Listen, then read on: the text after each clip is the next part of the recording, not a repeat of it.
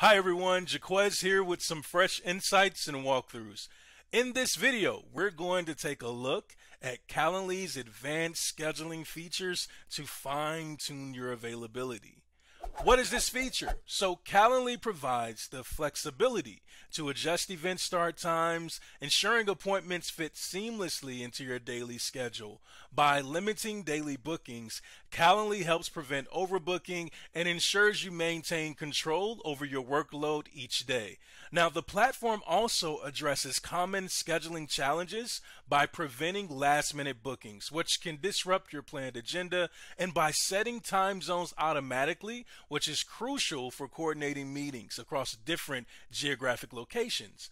Additionally, Calendly offers the option to make an event secret, catering to the need for privacy and exclusivity in certain appointments. Furthermore, it allows for the specification of booking date ranges, giving you and your invitees clarity on availability and facilitating better planning. Now, as we transition into a demonstration, I'll show you firsthand how these features can be seamlessly integrated into your scheduling process. Let's get started.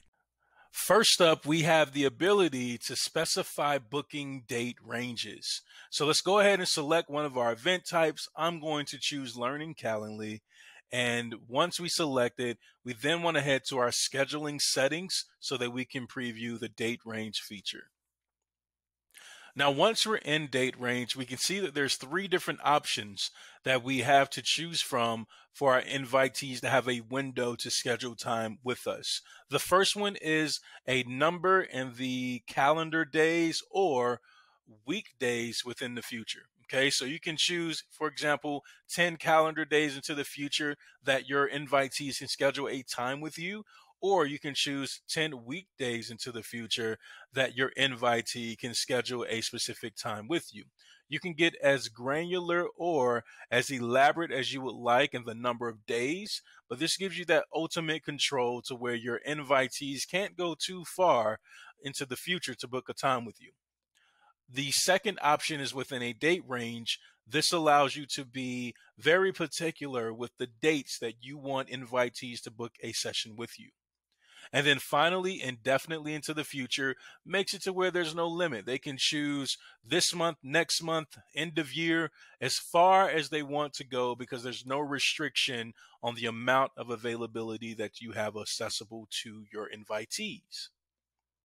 I'm going to choose 10 calendar days into the future. Now, with our date ranges in place, let's ensure we're also prepared for every meeting by using our scheduling notice feature.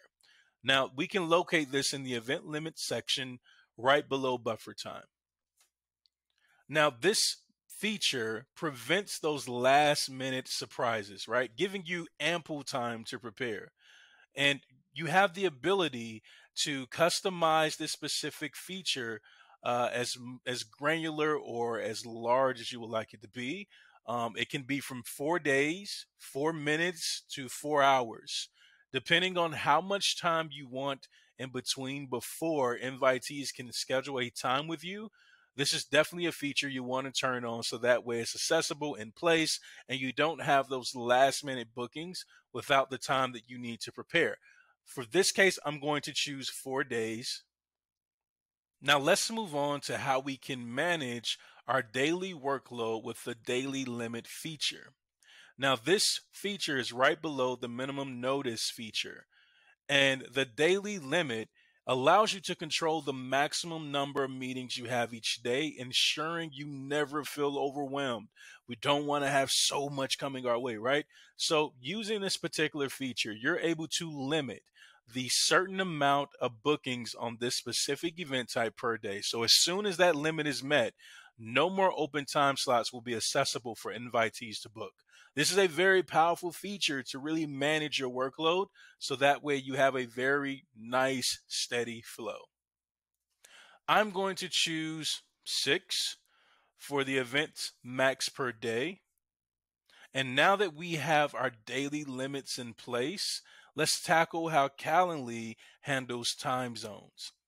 As we move towards additional options, we see the time zone display accessible to us. Now, one thing about the time zone feature is that it automatically removes the hassle out of scheduling across different time zones, making every meeting seamless. So, by choosing the automatically detect and show, this allows, as soon as your invitee books a session with you, to see that time within their calendar based on their time zone. Now, this option is great for those digital meetings such as Zoom, Google Meets, Teams, those specific software. And it's also great for phone calls. Now, lock the time zone is what we suggest for in person events. For example, if you're doing a showing on a house, right, you want to make sure that the invitee is at the place at the right time based on the time zone that the physical location is taking place in. Now that we have time zones in place, let's move on to how we can customize event start time increments. Right below in additional options, you see the feature for start time increments. Now, this specific feature allows you to customize how frequently slots are available, making it easier for your invitees to find a time that works best for them. Now, you can customize this based on the allotted amount of time that you want your event types to display. So what will happen is, and we're just going to go through a quick example, when we choose a specific start time increment, on the right hand side, we'll see it adjust to display that specific increment. So let's change it from 60 minutes to 30 minutes, right? Our start time is now representing the selected increments that we selected on this side of the screen. Now you have the ability to go up to 60 minutes, or you can customize it to where it's, 6 hours, 3 hours, 5 hours, 5 minutes, 2 minutes, etc. You have the ability to really customize how you want your start time increments to display for your customers. I'm going to choose 60 minutes for my event type. Now that we have everything filled in here, we're going to select Save and Close.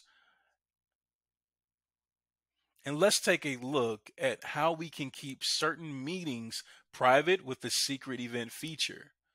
Now, as you can see, after we saved our settings, right, from the scheduling settings, we are now able to adjust this even further to make this event type secret by going to the gear icon up top and selecting the Make Secret icon.